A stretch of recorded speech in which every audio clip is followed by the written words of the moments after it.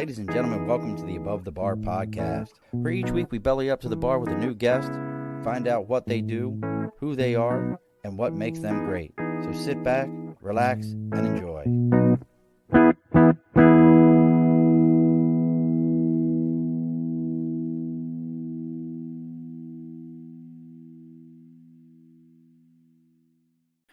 Alrighty, folks, welcome back to the Above the Bar podcast.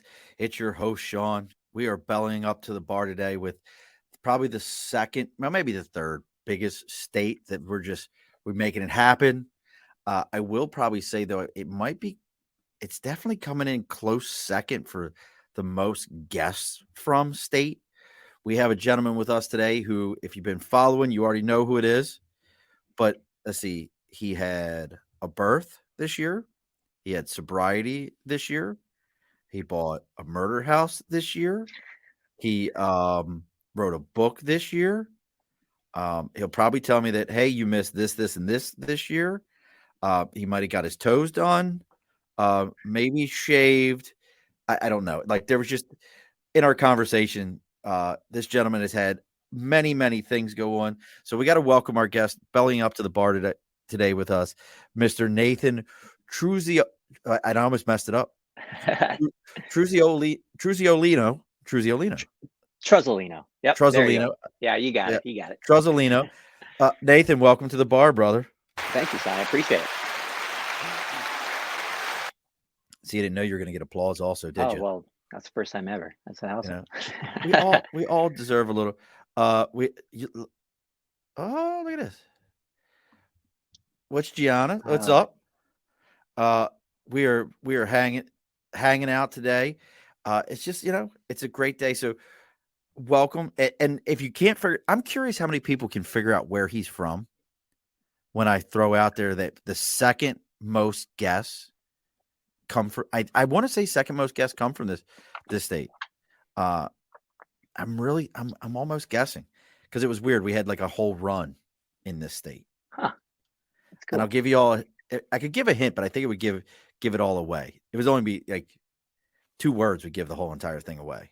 Right. Oh yeah. Well, but they just did a new movie out there too. There's a big movie on Netflix from out there. That's right. Yes. Kirsten Dunst. I need to watch it. Here's your hint. Netflix just released a movie with Kirsten Dunst, her boyfriend, who really is probably the luckiest redhead on the planet because he doesn't look like he belongs with her, and Benedict Cumberbatch is all in this movie in this state. So let's see if anybody can figure out where that is. But before we get into talking with Nathan, gotta do house cleaning. As always, folks, over my right shoulder, sticker and a cause. If you got something that you're supporting, you wrote a book, you found a murder house, you had a baby, and you made a sticker for all those things, which could be our next new sticker, Murder House Baby. Could be a thing. It could be like a baby sitting on a murder house holding a bottle of water. Yeah, there you go. And that would be the Nathan sticker. That would be perfect. That's good. We're figuring it out right now. But if you got that sticker, make sure you send it over to us. We'll put it up on the board. We'll read it. Whatever your cause is, you can always reach me at the Above the Bar podcast on Facebook, LinkedIn, YouTube, Twitch. Our email is theabovethebarpodcast@gmail.com. Our Twitter is the only one that's goofed up, is at Above the Bar 4. So you can send that on over to us, and we'll do that. And also, we always got to thank our sponsor who helped get me on the right path this week for getting our media out. Media by Dibs. Media by Dibs is your source for all things media. Whatever you got, if you have a podcast or a book or something like that, and you're looking for a logo, you're looking for videos, reach out to Dibs. He's at Media by Dibs on Facebook, Instagram. His LinkedIn is actually just Andrew Dibble. Reach out to Andrew and let him know you're going to go ahead and belly up to the bar. And as soon as you say that, he's going to give you a 10% discount. And he's going to go ahead and give you a free consultation. So that's everything. The bar is open. Nathan. Perfect. Should we tell him where you're from now, Nathan, or we're going to keep him hanging? Let's do the reveal. Let's do it. All right. So does anybody, so whoever's watching right now, we got three viewers, 2 on the YouTube page and one out there. You're still waiting on your shirt. Well, send me a message. I don't know. I'll have to send me a message, Gianni, and I'll send you a shirt. I don't know why you're still waiting on a shirt. Send me a message, and I'll get it out there to you. So he's from Missoula, Montana. That's like our biggest one. We've had everybody, Cruzzy nailed it. Do you know who Cruzzy is? I don't know who Cruzzy is. Oh yeah, I know. Yeah, that's a Say, well, it Golden is. Boy. Yeah. Well, Cruzzy, you're absolutely right, because for some, absolutely, Gianni. We have like this big run. It was, well, first it was Tim. Yep. And then it was Patrick Cutler, who's another one of our guests. He lives out in Deer Plain or Deerfield. Deer Lodge, I believe. Deer Yeah. Lodge. That's it. Yeah. Do you know Patrick?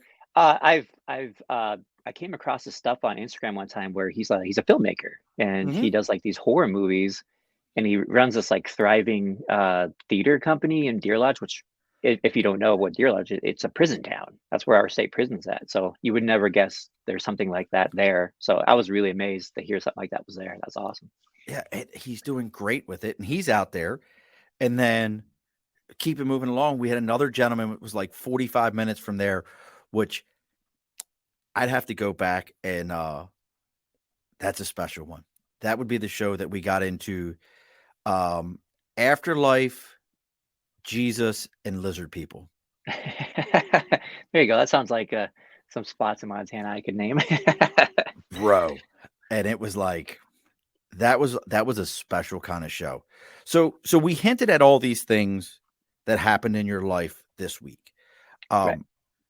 A lot of people, and let me throw this out here. A lot of us have looked at 2020 and 2021 and went like, it's jacked up, it's all messed up. I had this horrible thing, that horrible thing. And then you turn around and you talk to someone like yourself and you're like, yeah, no, this was my years of great awakening. I was able to kind of reflect on myself and go, I'm bullshitting around. I need to fix some things. And you did it. Yeah, for sure. Between the 12 months of 2020 and 2021, roughly, it's pretty wild. I was just thinking about it where all the crazy things that happened to me during that time were not COVID related. There was nothing really that happened because of COVID in my life in that stretch of time. So what happened was 2 weeks before my son Bruin was born, my mom passed away, and unexpectedly, and she was kind of in the throes of alcoholism, and that's Okay. that's ultimately what got her in the end. And before that, I was probably 8 or 9 months sober myself, where I kind of attribute it to you, where my heritage is like the Michael Jordan and Scottie Pippen of drinking. I'm pretty good at it, so I Red kind of. wine and whiskey. Yeah, exactly. So I'm very Native American and very Irish. So even though if my last name kind of betrays that heritage, but so alcohol just isn't the best thing for me. I have nothing against it. I drank for a long time and had a great time. I'm just one of those people that who can't do that, and that's okay. A lot of people around me still drink. I'm in a beer league hockey team, which everyone around me drinks, but everyone's also very respectful. So, yeah, it's not a problem. It's just something that's not for me.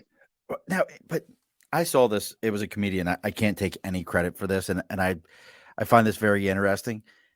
Isn't it odd though? Like, alcohol is the only thing. If I told you, yeah, I stopped eating red meat, you'd be like, all right. If I Right. told you I stopped drinking milk, you'd be like, all right. I tell you I stopped drinking alcohol, people are like, oh, Right. are Yeah. you okay? Are you okay? Yeah. And like people still, I'll find some non-alcoholic beers just because it is nice to have a beer, like after mowing the lawn or after a hockey game. And, It's a taste and thing at that point. yeah, it's more of a habit kind of thing. Yeah, exactly. And, so yeah, people do they have questions. They're like, well, what happened? Right. Like there must have been some big thing that happened. Did you Right. get a DUI or something like that? And it was like, no, it was just a turning point in my life where I knew that in order to progress forward as a human being I needed to stop, and I did. So worked out good so far. It's not hurting your feelings none. No, no. I was very lucky too, where I quit drinking during the middle of the pandemic. So it's not like I could have went out and drank with people or anything like that, where because nobody was out drinking, you know. So and then also my day job, or I should say night job. I own a commercial janitorial company here in Missoula. I saw that. So I work at night, so I don't really get to go to the bar, you know. So all these things kind of played into helping my sobriety, which was nice. And you know, the biggest factor was definitely my partner Lisa, where she didn't have to give up drinking, but she also got pregnant at the same time. So we kind of went through it together. So it was kind of nice. So I had a lot of support. So it was nice. So for you, day drinking had an entirely different meaning. Yeah, that's how I got my kicks. That's for sure. like you really had no other choice in the matter, but at those times. But that's, you know, it's cool that you were able to figure out like, nah, I'm good. Like I don't need this. I'm good. Yeah, yeah, and it was enlightening, and it was very nice to see all the support from people too. A lot of my close friends were very supportive, so I appreciate that. All right. So I guess was the book so that's I guess I want to figure out the timeline and all this. Right. So because you had a lot of shit go on Yeah. all at Yes. once. Yeah. So So I where got does the sober. stopping drinking fall into the whole timeline? Sure. So I got sober in May of 2020. Um, Oh shit! it was Right after everything Yeah, started. yeah, exactly. And it was, you know, a couple days before my partner's birthday. And so I had been kind of writing the book throughout that time. Um, and then once I got sober, it kind of was a good focus thing for me. So I get sober in May.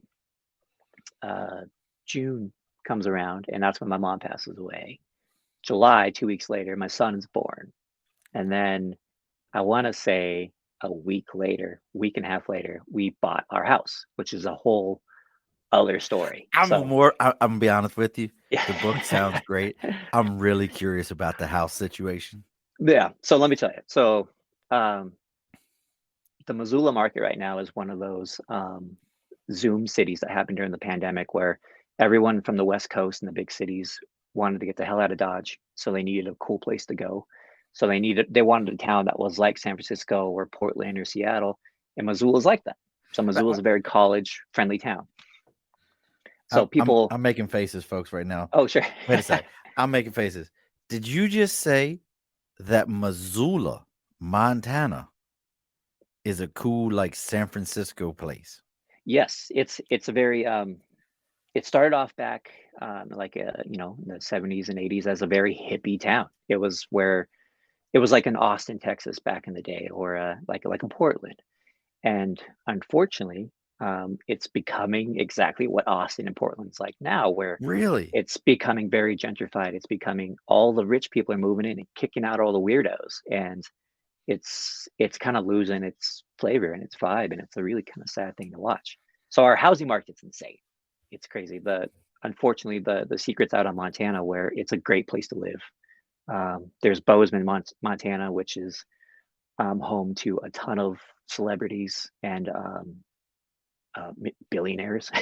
So Montana is becoming a very popular state to move to. So Well, you buying a guys got house in great Missoula is business very laws. tough. You guys have like great business tax laws. Yeah, yeah, we have it's a red state, so it's very business friendly. And being a small business owner myself, there's a lot of benefits to that. So it's definitely not something I complain about. But um, yeah, Like I've so, run so into people who are like, I've run into people because I have an RV. My wife and I, we like to use our RV, and we've run into people with Montana plates, and I'm like, oh, I got family out there, and they're like, yeah, we don't actually live in Montana.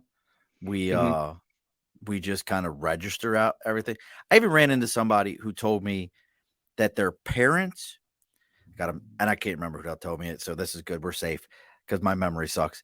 Their Yeah. parents rent their address to people Oh, so that they can say like, oh, this is my residency or this is my business residency in Montana, and we'll rent this address, and so people can get the breaks in Montana. Yeah, yeah. I mean, there's ways around everything. So Yeah, that's uh, if if you're savvy at that, you might as well do it, I guess. Can't blame you for that.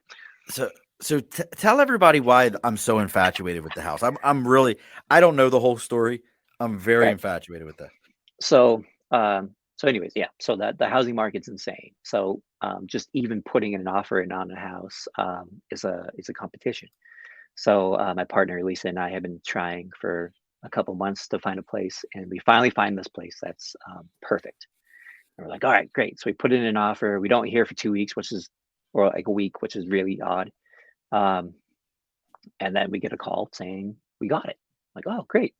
So I play hockey with a bunch of cops, and so one of them is a detective. And I called him up and I was like, hey, can you just do a search on that neighborhood just to see if there's no weirdos or anything like that? He's like, yep, no problem, I can do that. So uh, you know 10 minutes later he calls back and he's like, dude, that neighborhood's fine, looks great. Your house though, we have an issue with. And I was like, oh my god, what happened? So a few weeks prior, my house now was raided by a conglomerate of Oregon, California, Montana, and FBI uh, law enforcement. At 2 in the morning, these silent tanks rolled up, um, bust through the windows, smoke bombs, all the shit that you can think of that to raid a house, and they extracted the owners from the house peacefully with no injury. But apparently, these two are allegedly, since they're still in trial right now, were part of a double homicide in California. Oh shit! Um, and these two people were found on the side of the road by I believe, a snowplow driver. Oh wow! Uh, and somehow they tied them back uh, to here in Missoula. So hence why California, Oregon, Idaho, Montana were all working together on this arrest, this bust. So needless to say, they kind of busted some shit around the house, and so like all the doors had to be replaced, the windows had to be replaced. Um, so when my buddy told me, if you're going to put an offer on the house, just make sure everything's replaced. And Wow! so yeah, so it's like, I talked to my partner Lisa about it. I'm like, well, how do you feel about that news? And we both kind of looked at each other like, so who cares? Like, they were living here, doesn't mean anything bad happened in this house Right. and It doesn't everyone's mean it was dead. How in do the we know? house. Right. Right. And at the time we were living in a house that was like 120 years old. So it's like, can you imagine all the crazy things that happened in that old Right. house? Like, so that's so needless to say, that made kind of negotiations hard during the house process, because the owners being incarcerated, and Right. I believe the conduit we were using, their lawyer or the parents or something, were in Israel. So there's like a 12-hour gap between negotiation and stuff, and Oh, but that's even eventually crazier. we got it done. Yeah, yeah. So that was the story of the crazy house that got raided by the FBI. So That's they set the bar really low for our neighbors, where we can be yeah. Like no, you know no one's upset at you. no, yeah, we For forget to playing the shovel the music too walk. loud. Yeah, yeah, exactly. Yeah. So yeah, so that happened a week after, or we moved into the house a week after my son was born in July. So yeah, so Wow. all this happened within 6 months. This is pretty wild. That's a 6 month head spinner right there. Yeah, yeah. It's um, looking back on it, there was like, it's almost like a fever dream. You don't really realize all the things that happened because you just kind of kept rolling with it. So um, had a lot of support, a lot of good people, and my partner Lisa was awesome with I, keeping us in that's track. wild, bro. And that's always, you bring up a great point when you're like, who knows what's going on in people's houses before? It's one of those kind of things, that old saying, if the walls could talk, you know, Right. like, and like, do you know how long before? I'm curious of this whole thing. How long before they showed up and raided the whole house? Had they been living? Like, what's the time frame? Like, they committed these murders like in January and they were there in February. Like what was the Right. So I'm guessing if I'm not too sure exactly, but I'm guessing if a snowplow driver found these bodies, that was probably sometime in the winter before, and um, and then they were raided in June. So it's probably about a 6 month gap, I would say. But wow? the reason they raided the house was because they knew they were armed to the teeth, and so which they did. Apparently they found a lot of weapons in this house. So they did it smart. They did it fast, and it just goes to show you can be armed to the hilt and Yeah, still get caught off guard. So yeah. Look, unless you've got rotating sentinels and you know you're going full bore, you ain't winning. yeah, You know, yeah, you know, you could remember Waco happened for a reason, and they were armed to the teeth. yes, yeah, exactly. That didn't end up well for everyone. Yeah, So tell me how that ended up for those folks that were armed to the teeth. yeah, They still lost. So all this goes on, and you're writing this book throughout this right, entire process. yeah, Um, I've always found, and I've talked to so many writers. Every one of them's got a process. I always mention I've got a book that I can't finish. Some are like, "Oh, I'll do a page a day." One, she's great. She's like, use the Google Voice to talk about the book, and then that'll write it down for you, and then you don't have to worry about it. All these different elements. What ended up being the process for you? uh, yeah. So like I said, I have a night job, and depending on what night I'm working, I get home between 12:30 and 2 a.m. somewhere around there. And just like any shift of work, usually a little wired after you get home. Right. So I had enough energy and kind of brain power to start writing. So I just kind of had this idea. As soon as the pandemic kind of started, was I started getting into uh, like crime fiction novels. And here in Missoula, a big writer was head of the writing school here, named James Crumley, and he's one of my inspirations. Pretty well known, uh, private eye detective Oh, like novel. a legit PI. Well, he was a novelist, but that Oh, was kind okay. of that was his genre. And so I started reading his stuff, getting really into it. And when the pandemic hit, I was kind of thinking like, how would this change that kind of landscape? So say someone goes missing, like how do you find someone missing when everything's locked down?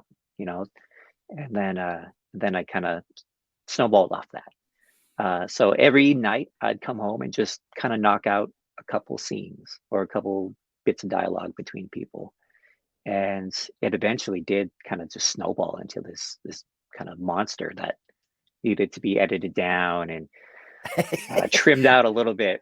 So it was a lot. Look like War and Peace.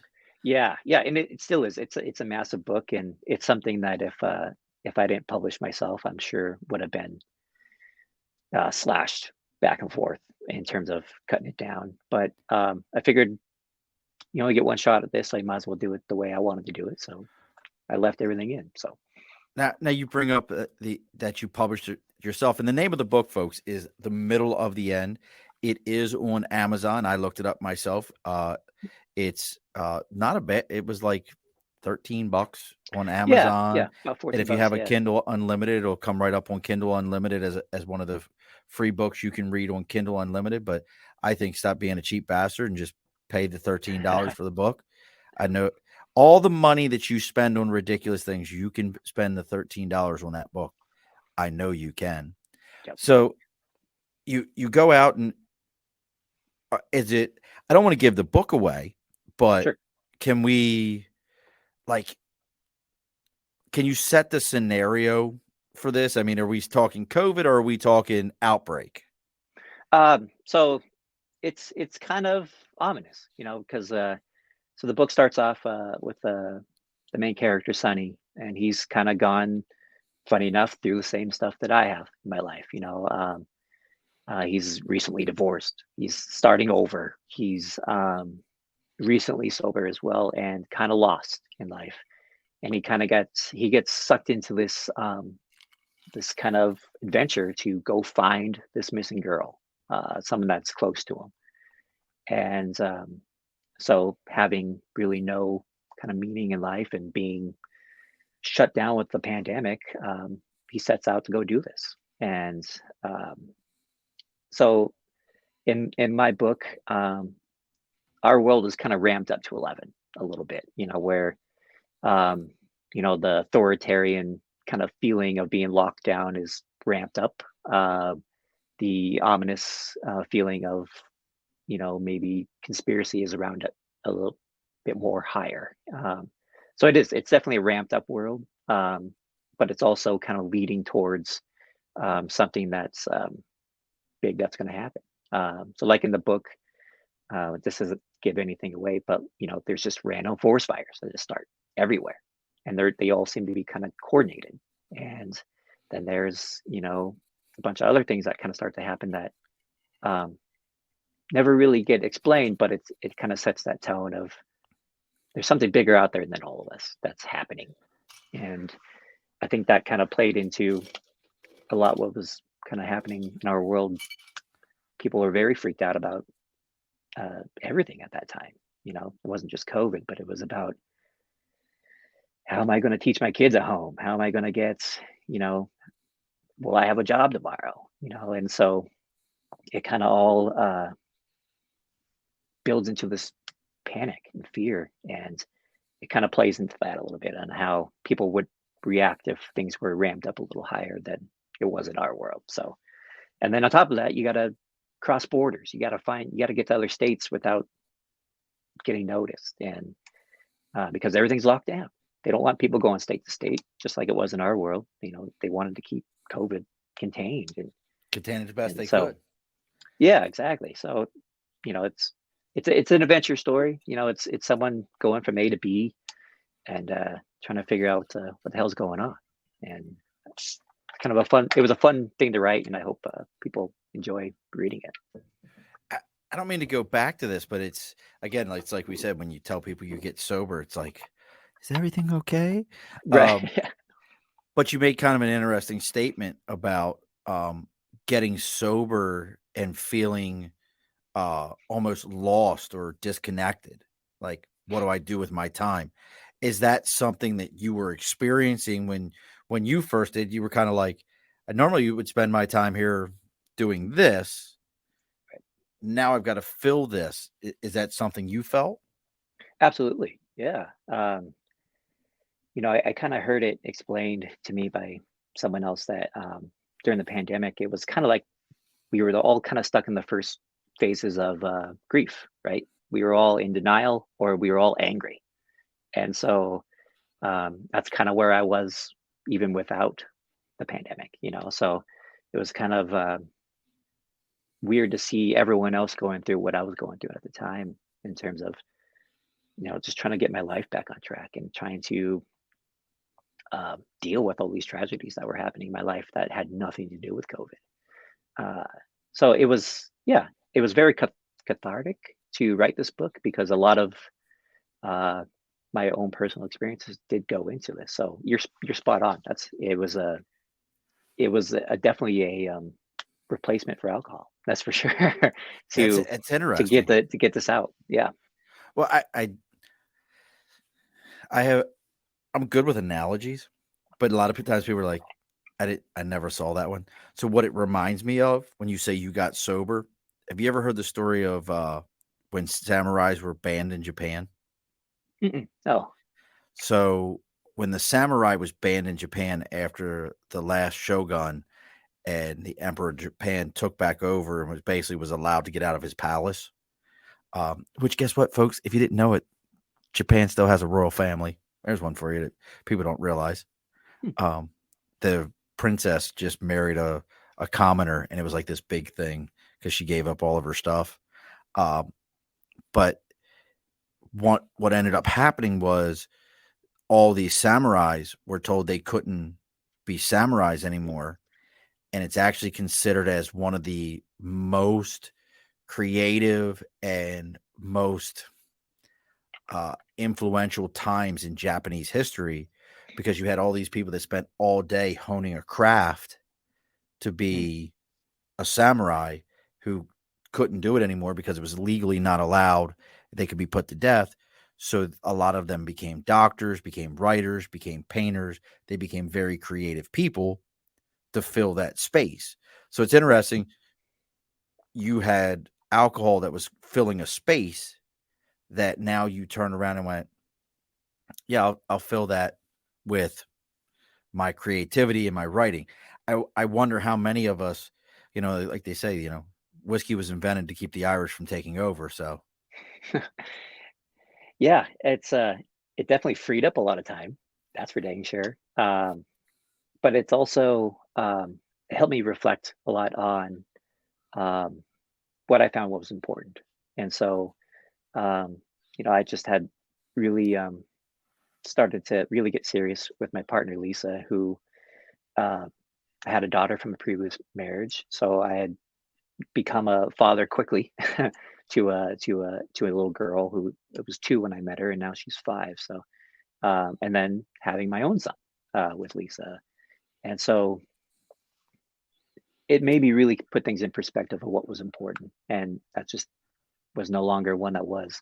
I spent so many years enjoying the hell out of booze, and that's okay. I had a great time with it, and now it's time to move on. So Booze and I had a great party time. We were yeah, doing good yeah, together. We were fine. I wasn't mad at Booze. Booze wasn't mad at me. We were doing okay. yeah, yeah. It's exactly what it was like. And then I had to give the Dear John letter of saying, we're done. So Dear Booze, yeah, I will so miss it's you.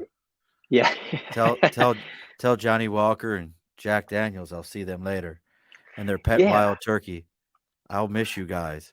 Old yeah, grandpa, you were always special to me. But I'm gonna be leaving Bailey's now and headed on out. Don't let Make sure Tito knows he can have the car. The end. yeah, That was pretty yeah. good. That Look at was that. good. That was Yeah, pretty good. I think I hit them all. off to the land of Lacroix and Yeah. whatever else can fill that gap of fizziness. Yeah, we That's the got biggest it. thing is get those seltzer water in. Oh, you were a seltzer water guy. Yeah, it's like the best replacement for any kind of feeling of alcohol. It's You know it's what it that is for me? fizziness. It's weird. Sweet tea. Sweet tea. Yeah, yeah. That's I don't know if you watch The Sopranos at all. I used Uh, to. yeah, there's a uh, Christopher Moltisanti gets sober on that, and they give him shit all the time because he's constantly eating sweets. Apparently, that's a thing with recovering any kind of addict is they turn to sugar, and so that's Which it's addictive. It has yeah, its addictive. Well, I think exactly. we can get into a whole thing on addiction and opinions. I can't tell you how many times I've seen people that are recovering, and I think what, not to sound like a horrible human, but the downside to people recovering is they let everyone know. Yeah, And they're happy about it, and I understand that right, fact, but so many people can't get it into their head that they're like, "Yeah, we got it. You recovered. Great. Appreciate you. You right, don't need to tell me." exactly, and that's a fine line, right? Where that's why I was so really kind of thankful when my friends were like, "Yeah, man, we get it. That's fine." And Yeah. so, and then it would kind of the subject was ended. I was like, "Oh, great, all right, that's nice."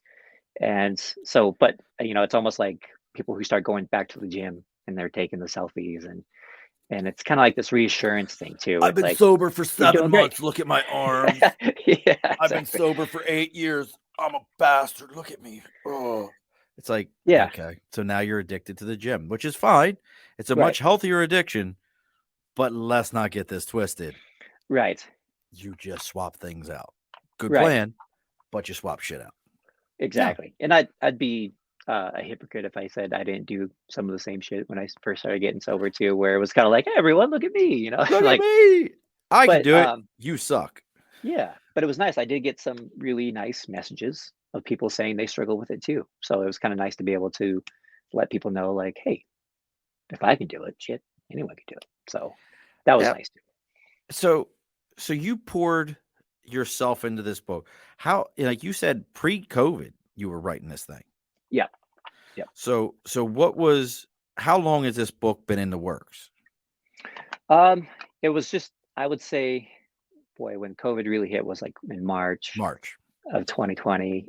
It was probably at the beginning of that year where that's when I first started really reading James Crumley and Jim Harrison, who's the author of Legend of the Falls, who was Okay. also a Montana-based authors. Um, so I really started getting into that, and the biggest advantage I have when it comes to uh, my writing style and how I want to write is my job. I'm a janitor, so I'm doing, for the most part, mindless work, right? So I don't have to think real hard. So I listen to books all night. So I'm constantly just devouring books, and so I get these ideas. I get influenced by people's writing styles and how they go about with plot and just language. So I just devour Audible books and podcasts. So There's it's an 100 advantage. episodes of this one. This is Yeah, episode 101. You got 100 of these to listen to. I can I just do. eat up all kinds of time. Yeah, and they're really good. I will say that your show is very relaxed, which is nice. There doesn't seem to be this kind of move it along, move it along, move it along kind of thing. It's just a conversation. So I like Well, that about it. well, I have to I dined myself out before the show, and thank you for those kind words, Nathan. I dined myself out to Nathan before the show. And I'm going to dine myself out to anyone who's been a guest, other than probably the first 5 or 6. And this reminds me, you just reminded me of something. We're about midway through here, folks. Go on to my page, go on to our network page, the Earplug Podcast Network. The Podfather, who is a big influence on me, a good buddy of mine, Herb, who helped me put this show together, helped me to know how to do things with StreamYard. When I go and do live events, he's mentored me through it. He's the kind of guy that I could pick up the phone right now and I could go, hey, I think I had a bad show, or I think I had a great show, or this is what I think about my show. What could I have done? Most times he'll tell me, shut up. Your show was fine. What the hell are you worried about? But he also will reach out and say, look at what you're doing. Like I was playing with our logo. Have you tried to do do you have a logo for and folks, if you really want to find him and you really want to stalk Nathan, look up goosebeerblog.com. We're gonna get into this Goose thing in a moment because it has to do with Tim Miller, who was on our show that introduced me and Nathan. There's a whole Goose thing I want to know about Montana. But the Podfather's having some medical stuff going on, folks. If you follow him online, he's got it. He's had some blood clots in his legs. He's had them in his arms now. It's really made it tough for work. He hasn't been doing his show. I don't normally solicit stuff like this, but this is somebody who, if you are enjoying this show and you're enjoying what we're doing here, he's a big influence on this. The guy's been podcasting for 12 years. This is what he does. Go on to the Earplug Podcast Network page, or I'll resend it on my page. He's got a GoFundMe. It's to the point, like with the medical bills, that my man is selling off collections. Are you kind of a geek there, Nathan? Oh yeah, for sure. I love stuff like that. He's selling off an in-box Star Wars AT-AT from 2010, Toys R Us exclusive that normally goes for $1,500 for $1,000 because he's got medical stuff. But this is an example of this is serious, folks. We could lose the Podfather, and I don't know how well I'd do on this show without him. He's that big of an influence. So there's my pitch for the Podfather. But you've had all these writer influences? That was my podcast influence. Right. Yeah, and that's one of those things that it kind of helps you fight that imposter syndrome too, where it kind of validates what you're doing. Uh, I don't know if you watch Mad Men, I but didn't. Don Draper at the very beginning says advertising is a billboard out there that's reassuring that whatever you're doing is okay. And because sometimes that's just what we need, is we just need someone like your podfather who's like, yeah, man, this is great. And whatever you're doing is fine. You're doing a great job. So when you lose something like that, it's very difficult. Yeah. So go. So we got to get in this. So you also blog, Yes. Yes. and that blog, folks, if you want to go check it out, is there a way to subscribe to the blog on there? Not yet. No. So we're working on that. So yeah. So it's goosebearblog.com, which is a goofy name, but there's a story behind it. It's not a goofy name. You can tell me the story in a minute. I need to ask because Tim did this shit to me. For those of you who know Tim Miller, he was a great guest comedian. Go follow Tim on Instagram. It's Darth Steak, if I remember right. That's right. Yeah. On Instagram, go follow him. Make sure you come follow us. He like randomly at the start of his show, I'm like, "Hey man, so what are you doing?" Getting ready to go to my sister's house. Oh yeah, what are you gonna do? Eat a goose. Fuck you say? Eat a goose. And I'm like, ha ha. I was laughing like you were like, ha. He's like, no, I'm gonna go eat a goose. I'm like, this can't be real. What is going on in Montana? So have you, first off, I'm a hunter. I don't foul hunt. I've gone a Right. couple of times. I enjoyed it. Just, I don't have a boat. I'm not buying decoys, and I don't have nobody else to go with. If Right. y'all want to take me foul hunting, I have my waders. I have cold water waders. We're golden. We can make this shit happen. I got a Mossberg 3.5 inch. We're golden. There we Have go. you eaten a goose? I have eaten a goose. Yeah. It was one of those random. My uncle's a chef. He did that. He did that turducken. Oh, the turducken. Yeah. So he did that with a goose, and so I think Wait a that's the second. only time I've ever had a goose. What did he do? So I think it was turkey, goose, and then chicken, I believe, Oh, that's all interesting. stuffed within each other. So yeah. So I think that was the only time I've ever had goose. Turducken. Yeah. Yeah. Because Turducken. he's never one to follow the rules, so he's always got to spice it up somehow. I did the turducken one time. I made one. Like you could buy them in the grocery store, and it was like already set up, and you just throw it in. It was meh. Yeah. Yeah, I wasn't like Still bird. Yeah, I was like where people are like, "This is amazing." Oh, I can't. I'm like, eh. Like Yeah. I couldn't get into it. Yeah. It wasn't. Sometimes if it's not broke, don't fix it. How about that? Cruzy says it's the inception of meat. You could Yeah, be absolutely correct. that's pretty good. Like it could be the inception of meat. So we're getting into this process, and I think that's the biggest thing. And I always like to ask writers about this. Like you said, hey, I would come home every day and write a couple of pages. But was there ever like a process? When I say process, I mean like, okay, I have to sit down. The water has to be 45 degrees to my right. My pen has to be at a 90-degree angle to my left. My keyboard must have 0.0 dust on it. And I must at all times have the Black Album from or Dark Side of the Moon playing from Pink Floyd. What was it for you? So I'm very sporadic when it came to, I'll say, inspiration, right? So it was always usually after work, but I never really had like you said, like that kind of very strict model down. The one thing I did have with that was when I was editing it. That was when I was like, all right, no noise, headphones in, the Social Network soundtrack playing in my head. That's when I tried to zone things out the most, because that's when I felt like I needed to concentrate the most.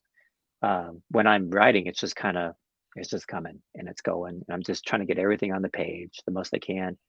And that's when the work starts, is when I'm editing. So, but no, I love just being able to sit down and be like, all right, what the hell am I going to write now? All right, let's go for it. And it's very intimidating, but it's also, it's one of those ones that if you think too hard on it, it becomes harder. So you just gotta let go and just do it.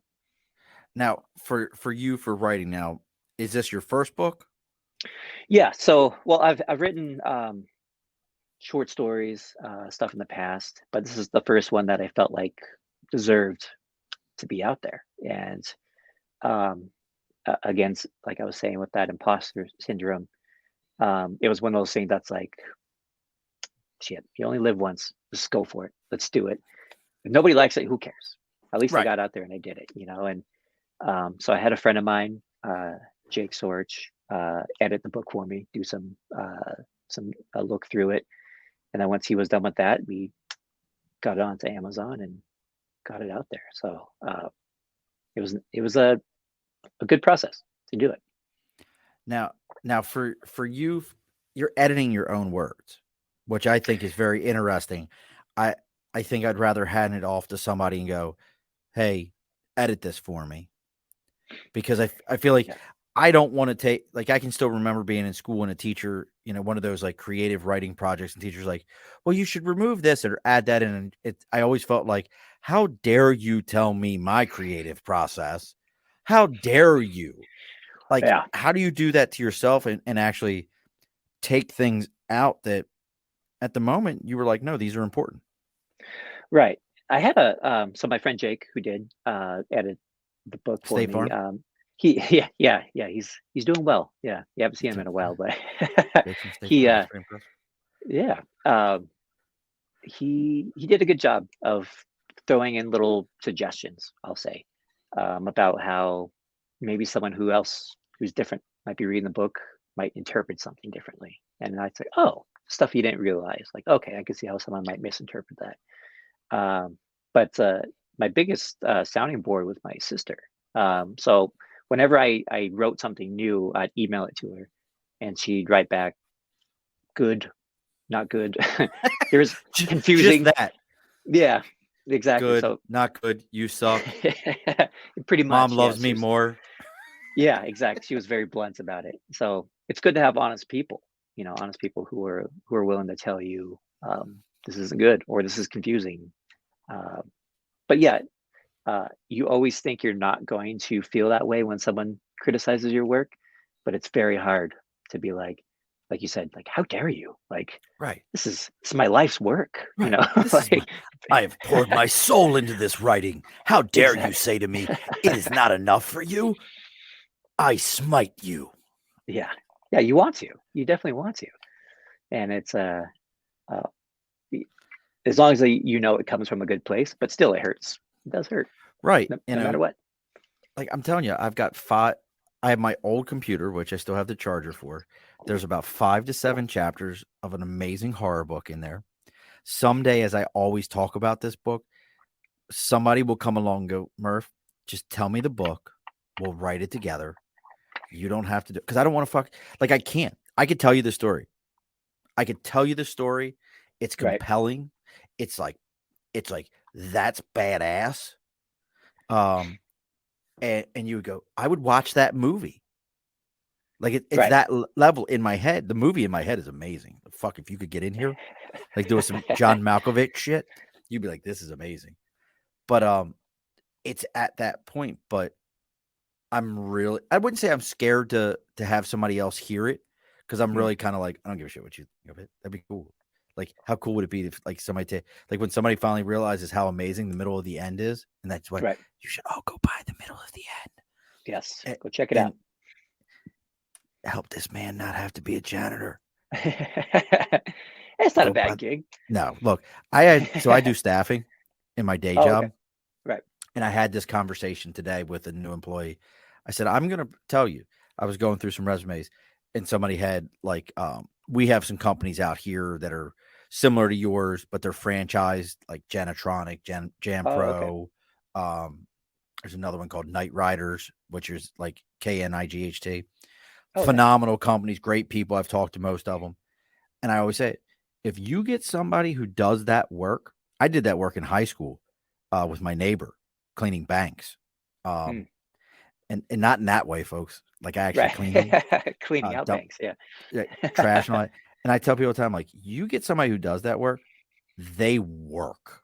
Like that is, and it's hard to get them to do any other fields. Yep. Like that's their field. Like it's not like the guy who's like, well, I work in a warehouse, but I want to be a forklift operator, or I'm going to go over and do this. It's more like, no, I do building maintenance. I clean. Yep. Like, do you have a job that does that? And I'm always like, they're hard to get a hold of because there's people that's what they do, and once they're in those jobs, they're in them. That's it. They're some of my favorite people to work with. Nate says, Sean wrote it. It's going to be George Lucas quality work. Nathan, thank you, brother. I'm telling you, let me tell you this. I've told this story. I'm going to tell you the story. I'm going to tell you. You tell me what you think. Maybe I can get Patrick. Okay. We can get Patrick, my other Montana connection. Here's what's going to happen. Here's what's going to happen. I've got it all figured out. You ready? Yep. We're going full Montana on this shit. Instead of full Monty, we're going full Montana. Full Montana. Exactly. Full Montana on the whole thing. So we'll film it in Billings. There you go. Because I got family in Billings. Patrick will direct it. There you go. Because he did all the Redgate stuff, which is getting awards now. Yeah. It's amazing. I was amazed too. Because when he did his interview with us, I love Patrick, but we picked on him because it looked like he was like hiding. He was in somebody's basement, and like at any minute, he was gonna be like, I was gonna hear somebody scream or run past with like a gag on it, like "Save me!" Yeah. Oh look, Nate was actually talking to Patrick yesterday. Nate loved it. He was all about it. Nate's a good buddy of mine. I had to get you on Nate's show too. Oh, that's great. But and you and I can write it. I'll tell you the story. It's amazing. It's called Umbra. Okay. And it's perfect for Patrick because it takes place because of a New York State prison. Oh, perfect. I actually thought about doing seriously because you may look.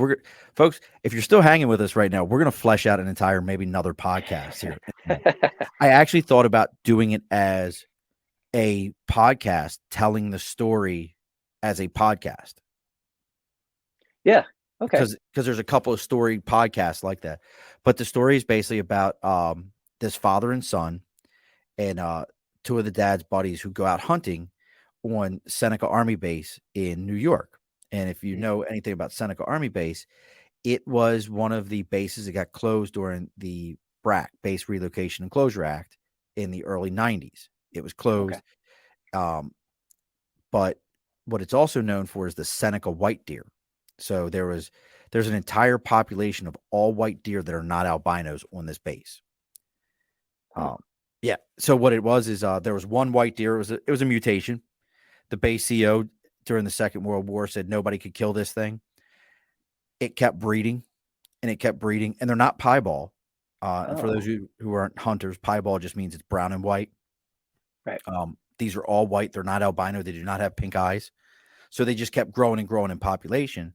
Well, after they closed the base, New York State stepped in and took a section of the base. It's 700 acres, and they put the New York State maximum security prison in there. And they have like serial killers and people like that are held in this place. Oh, yeah. So in my head, are you ready? You with me? So my story is that a secret government, it's got to be a secret government organization. I don't care if everyone knows about them, but basically they investigate paranormal things. So if somebody says, hey, my granddaddy's ring has a ghost in it, and if you put it on, it does this. They're going to take granddaddy's ring, and they're going to test it. But the way they test it is they take inmates from the prison, and they offer them a reduction in their sentence. Oh, okay. To test these items. And if nothing happens, you had a 2-year sentence, you're now down to a year and a half. And if you tell anybody about it, we're going to deal with you. And the other side to it is if the thing is real, it's probably not going to work out for you. Right. So, the Umbra. Oh, Patrick Patrick Cutler wants to come back on the movie in series. I would watch it. So the whole story is that this dad and his son and his two buddies are hunting on the base that's Brack, that's part of this. Well, this one thing, the Umbra, that they thought was inert and didn't work, was hibernating in this guy, waiting Oh, for its okay. opportunity to take. And it feeds off of anxiety, not fear, Right. not happiness, but anxiety. Because if you think about our world now, everybody's like, I've got anxiety. I've got Yes. angina. So it feeds off of anxiety. Right. I And what like it that. does, it's different. And it Yeah. feeds off of this anxiety and it causes you to like become panicky and I got to get out of here. And that's where it all kicks off. And it's all about this thing moving. And it's all about this government organization who's been doing these testing, trying to get it back and contain it. But some of the twists in it is the father's son has Asperger's and is very high functioning. Hmm. Like he can't handle social cues, but he's Right. perfectly fine to go out and hunt and do all those kind of things. But it's social cues. So there's that element to it. And there's the buddies. That would be like, so that's the base. And there's two other books. I'm gonna tell you right now, I got a werewolf story that'll blow There the you go. roof off the entire werewolf world. These things happen in cycles. Like remember how big zombies were like Oh yeah. 10 years ago? So I you just still, got to get that werewolf book written, and then when the werewolves come back around, it's ready to go. And there's your $1 billion idea right there. what's part of this whole, it's a 3-book series. There you It's the Umbra, it's the werewolves, and Chupacabra. go. Ooh, there you go. Nobody does Get paranormal. Chupacabra. Nobody does Chupacabra. No, How great is that's Chupacabra? it's Mexican, isn't it? Right? Or Yeah, yeah, it's yeah. Mexican.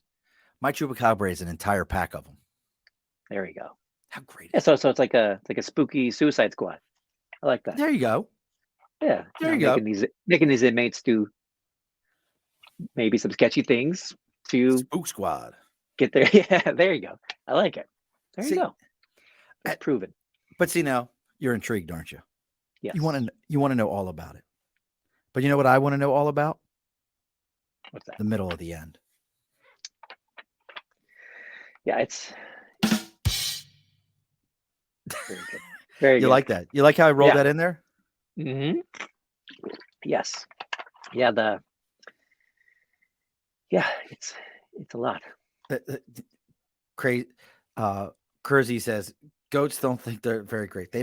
Goats don't like Chupacabra, No. and nobody touched Chupacabra. Nobody does Chupacabra. I think it'd be great. I have an entire Chupacabra story about it's great. I wonder if it's just hard to say, so people stay away from it. They don't know how to pronounce it.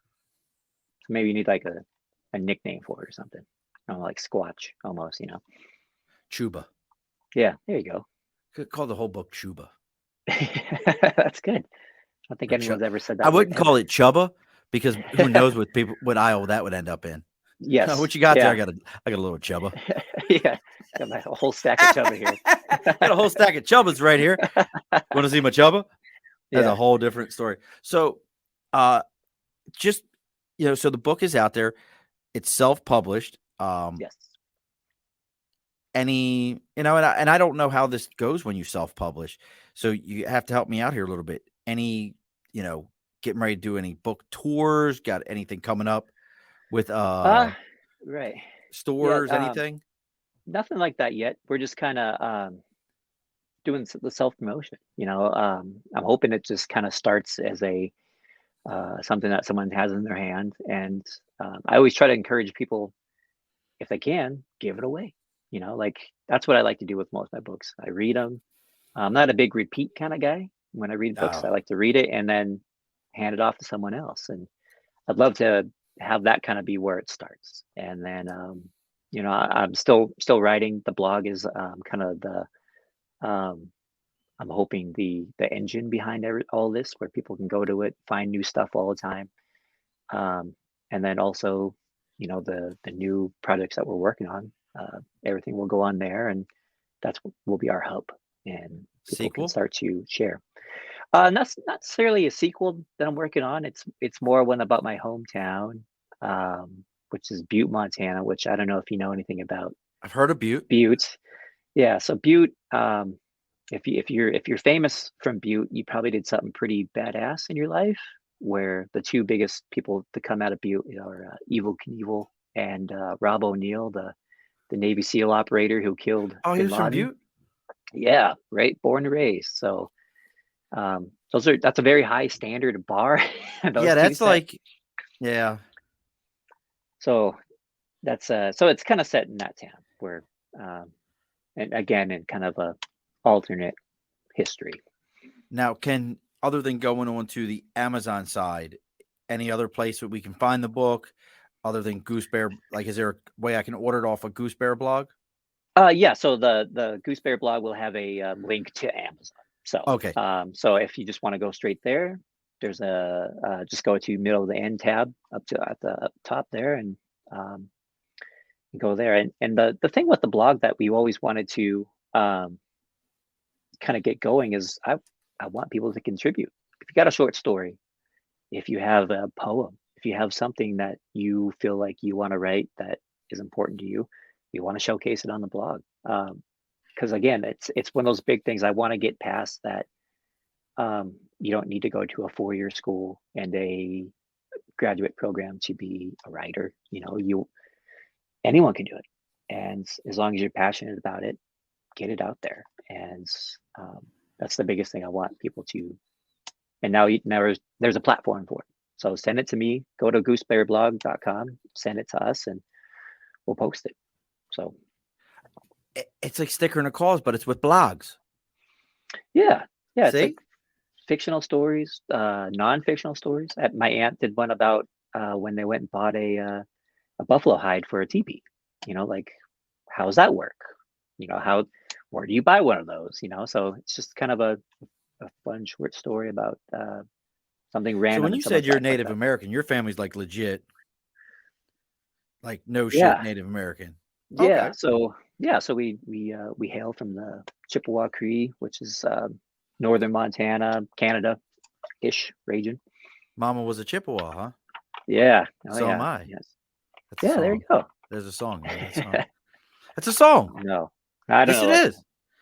song. There's a country music song. And he says something like Mama was a Chippewa and so am I. Yeah. What the hell song is that? That That's Tim a McGraw? song. Is that Tim McGraw one? I think Like he had one like that. I don't know country music in any way, shape, or form. Now you got me thinking, Nate, if you're still out there, figure it out. Mama was a Chippewa. Let's see if Nate's got it for me already. He would, yeah, you would love the Unearthing the Supernatural guys.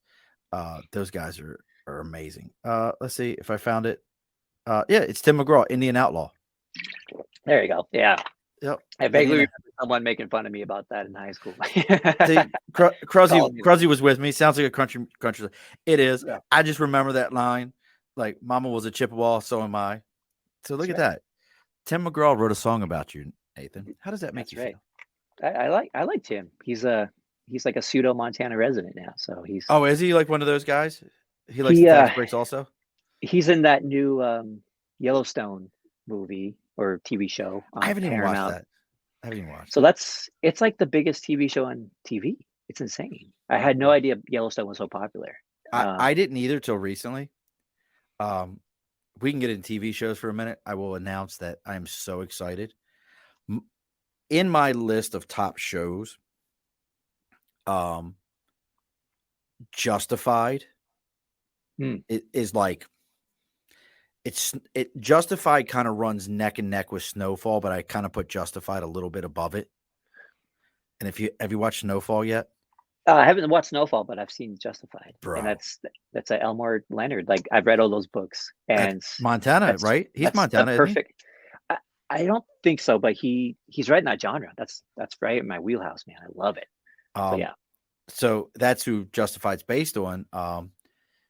But they're doing a mini series with Timothy Oliphant's character, and it's all he's in the city, which is interesting to me because if you watch the first episode, he's in Miami with the mobster, and the guy's like, what are you gonna do there, country boy? You ain't gonna do nothing. And he's like counting him down. And finally the guy's like goes to pull his gun and he just blows him away. Yeah. I love Timothy Olyphant's character in that. Like, Yeah. he is the epitome of all of it. And what's even funnier is I can't think of the actor's name who played the antagonist on that one. Oh, was it Walter Gibbons or Something like that. Yeah. Which he's gone on to do things that are like so not that character. Yes. Yeah, he's scary in that show. Well, he really is. But then he plays a transvestite hooker in Sons of Anarchy. Oh, okay. He plays the other vice principal in the show Vice Principals. That's a great show. That's a great show. That guy's one of, like, from an actor standpoint, you just look at him and you're like, you just can play just about damn near anything. Yeah. And he looks like my buddy Keith. My buddy Keith looks like the Wish version. Like if you bought him from Wish, he would look like Keith. Comes in this really small package. You're like, that doesn't fit. That's not supposed to fit in there. Yeah, that's not supposed to work that way. And then you meet Keith and you're like, Keith, you're amazingly funny and you're very diverse and you kind of look like this guy. And Keith's from Kentucky also. There you go. So it all fits in. So we can order the book. I want to say this one more time from goosebearblog.com. Yes. We can write our stories and we can send them to goosebearblog.com. Absolutely. Nathan's going to harass me to get you onto his show. I know Nathan, and you'll like talking to Nathan. Good. He's a good dude. He's not as entertaining as me, but he's a good dude. We love him. But who is, right? Yeah. I mean, really, who is? We'll get you on the Nathan show so you can talk on Nathan's show. Any way to get an autographed copy of the book? If someone really wants one, I have copies here and I can send you one. There we go. Yeah, it's that goes against. I had someone ask me that one time. I got away. I told people how to to give away the book, and they're like, "Well, you signed it. I'm not going to give it away." I'm like, "Oh, that's a good point." All right, so if someone wants an autograph one, just contact us at the blog, and we'll shoot you one. There you go, folks. So you can get an. You heard it here on the Above the Bar podcast. You can get an autographed copy of The Middle of the End before the movie is made, and you can say you have an original copy before the movie came out, signed by the writer while he was still willing to communicate with other human beings. You have a copy. Yeah, before I retreat to the mountains. Before he goes fully mountain man and says, I can't talk to you people. I'm a writer. That's right. So this has been fun, brother. I hope you enjoyed yourself. You'll lie to me anyway and tell me you did, which I appreciate that. Great. False motivation is still better than no motivation at all. I'll take it. Exactly. Look at you, Greed, like, yeah, fuck his show. I love it. So, as always, folks, we're gonna get ready to close the bar up. It's about that time. I want you to go on to goosebearblog.com. Check out all of Nathan's stuff. I want you to go to The Middle of the End. Make sure you get a copy of it. It's on Amazon. It's on his site. I want you to go on to Instagram, and I want you to look up Nathan Truzzolino. I'm going to fuck this up every time. I got it right before the show. You did. That was good. Truzzolino. Nathan Truzzolino. Look him up on Instagram. It'll come up. You'll see him, his partner, I guess not wife, partner, and his beautiful children standing there. And it's actually a pretty good black and white picture. I liked it. Thank you. Appreciate that. So you'll see those things. So make sure you start following him there. If you're on LinkedIn, it's the exact same name. Make sure you connect with him for if you're out in the Montana area and you need somebody to take care of all your cleaning services to make your place look as good as it should, even once the lights go out. He is on Facebook, Nathan Truzzolino on Facebook. I don't know. I'm going to tell you, this is becoming more and more of a thing I'm seeing. That people in a professional nature kind of go, my Facebook is for me, not for my craft. Like a writer I love, Steve Orlando. He's a great guy, and I've met him many times. He's a comic book writer. Steve, I went to go. I was like, I'll send you. We're friends on Facebook. I'll just send you a message. I'll set you up on the show. He's like, no. I was like, what? He goes, I do no business over there. Mm. And I'm like, yeah. But he's also, keep in mind, this is a guy at like in his craft. He's at a very high level.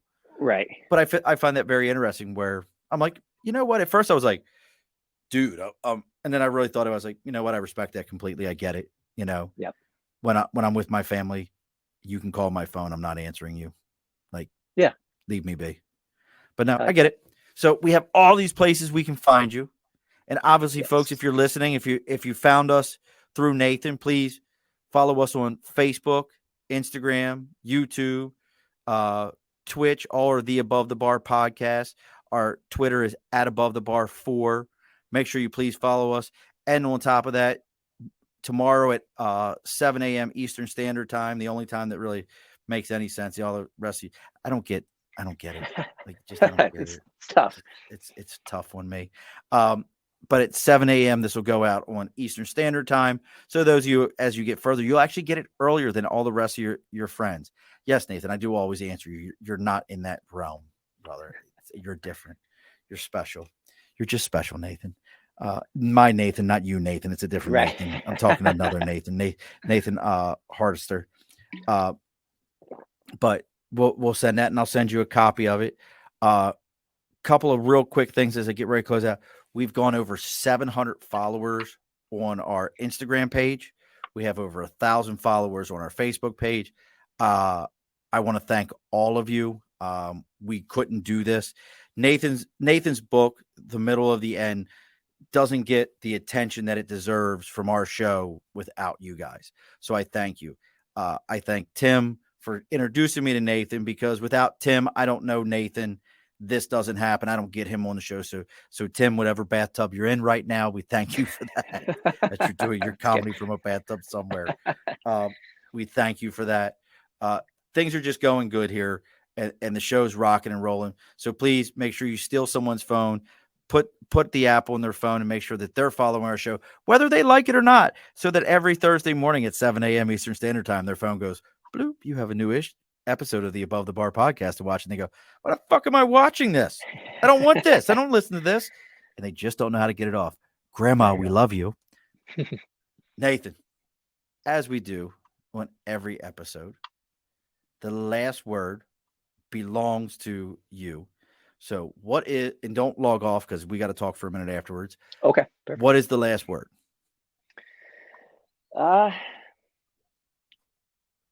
Keep fighting. It gets better. All righty, folks. Be sure to push your stool in. This has been an Earplug Podcast presentation. Found on earplugpodcast.com, iTunes, SoundCloud, and wherever your favorite podcasts are found.